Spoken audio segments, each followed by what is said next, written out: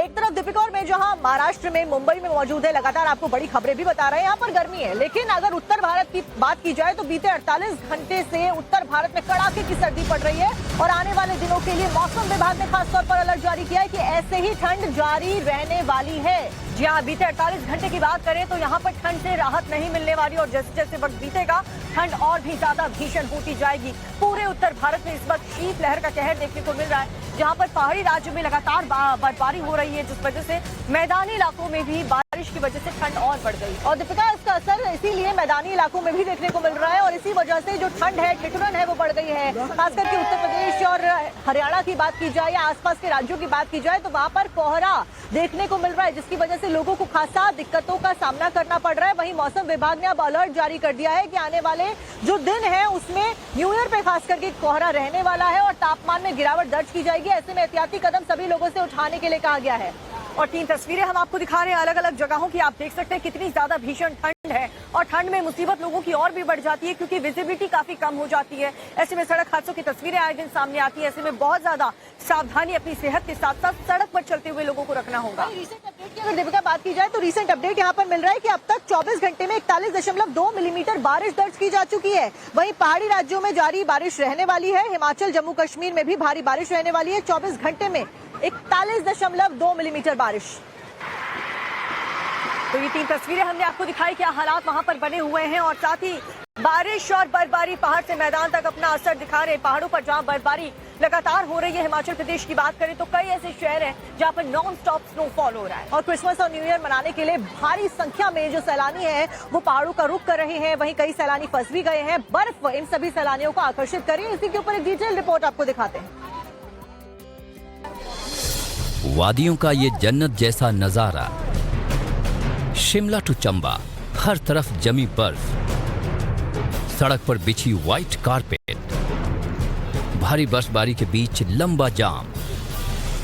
Solang valley, Rohtang, Dalhousie, Pangi घाटी और कुफरी, शिमला से लेकर मनाली तक हिमाचल में भारी बर्फबारी है। वादियों में सर्द मौसम के बीच बर्फबारी का लुत्फ उठाने के लिए सैलानियों की भी भारी तादाद है। ऐसे में पहाड़ी सड़कें गाड़ियों से जाम हैं, तो वहीं टूरिज्म स्पॉट लोगों से फुल हैं। न्यू ईयर सेलिब्रेशन को लेकर भारी तादाद में, लाखों की तादाद में जो है सैलानी हिमाचल का रुख कर रहे हैं और हिमाचल के प्रमुख पर्यटक स्थल जहां पे स्नोफॉल हुआ है जैसे कुफरी, नारकंडा की तरफ रुख कर रहे हैं और जगह जगह गाड़ियों का जाम लगा हुआ है। आप देख सकते हैं यहाँ पर गाड़ियां ही गाड़ियां हैं। वादियों की खूबसूरत फिजाएं और पेड़ों पर जमी बर्फ सैलानियों को अपनी ओर खींच रही हैं। ऐसे में मनाली की सोलंग वैली का नजारा देखते ही बनता है। ये मेरा शायद 10वां या 12वां ट्रिप रहा होगा मनाली में और मनाली जैसा स्वाद हमें कहीं नहीं आता। तो मैं फर्स्ट टाइम मनाली शिमला घूमने आई हूँ। इसी एक्सपेक्टेशन से आई थी कि यहाँ स्नोफॉल देखने को मिलेगा एंड कल ही हम मनाली पहुंचे और कल ही हम लोग को स्नोफॉल मिला और बहुत अच्छा लगा हम लोग को आके। रोहतांग में अटल टनल का भी बर्फ से कुछ ऐसा ही हाल है। टनल के गेट से लेकर आसपास के पूरे इलाके में बर्फ की कई फीट मोटी परत जमी हुई है। टनल का गेट हो या फिर सड़क और गाड़ियां, सब कुछ बर्फ में ढका हुआ है। शिमला के कुफरी में भी सैलानियों की भारी तादाद है। सड़कों और घरों पर कई फीट मोटी बर्फ जमी हुई है। तो वहीं बर्फबारी के बीच टूरिज्म स्पॉट पर सैलानियों की भी भारी भीड़ है, जिसके चलते सड़कों पर जाम देखने को मिल रहा है। गाड़ियों की लंबी कतारें हैं। तो वहीं सर्द मौसम और बर्फबारी के बीच टूरिज्म स्पॉट पर स्ट्रीट फूड का जायका भी है। ये भी दिखा देती हूँ, यहाँ पर जो याक आप देख सकते हैं, याक के ऊपर फोटोज खिंचवाने का काफी क्रेज टूरिस्ट में है। ये आप देख सकते हैं याक यहाँ पे हैं और इनके जो ये याक हैं ये स्पेशली लाहौल स्पीति और अपर एरियाज में पाए जाते हैं। और अगर हम बात करें तो इस एरिया में अडेप्टेड है। आपको ये भी बता दें इनके लंबे लंबे हेयर्स हैं तो इसकी ठंड नहीं लगती और बर्फ में ये आराम से चल सकते हैं। पहाड़ पर हो रही बर्फबारी जहां सैलानियों को अपनी ओर खींच रही है, तो वहीं सड़क पर बिछी बर्फ सैलानियों का रास्ता रोकने में लगी है।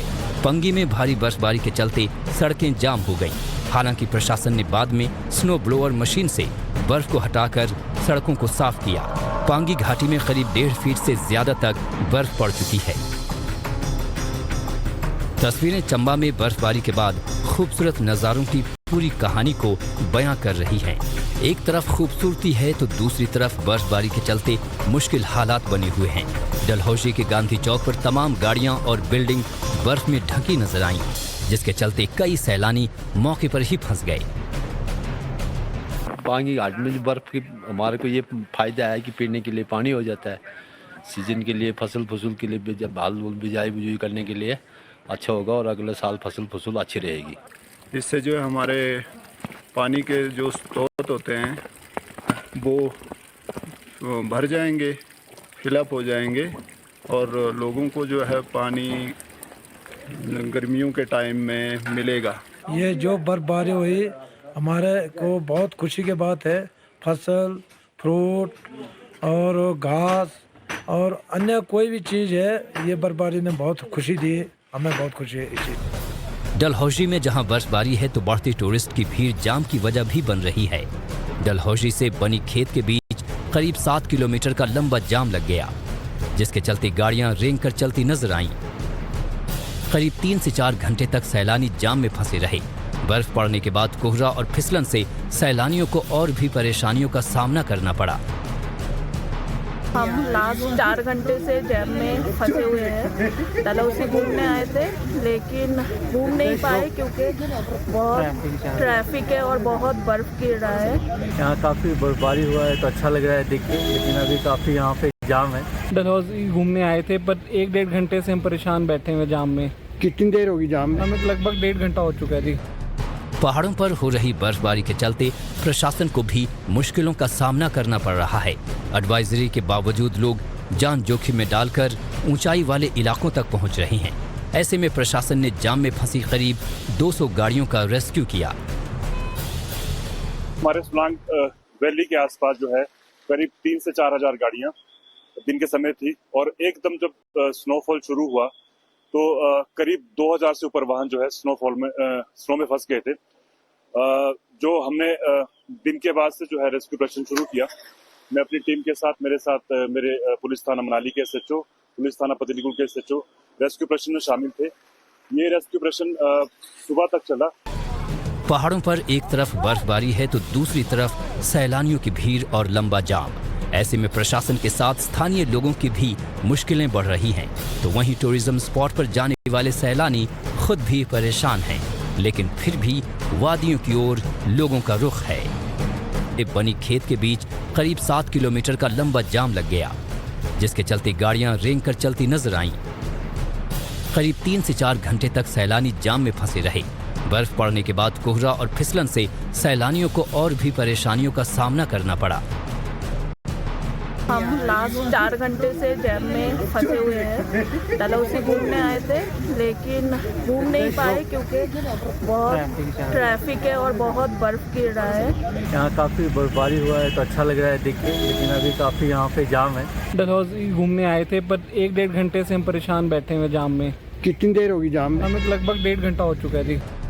पहाड़ों पर हो रही बर्फबारी के चलते प्रशासन को भी मुश्किलों का सामना करना पड़ रहा है। एडवाइजरी के बावजूद लोग जान जोखिम में डालकर ऊंचाई वाले इलाकों तक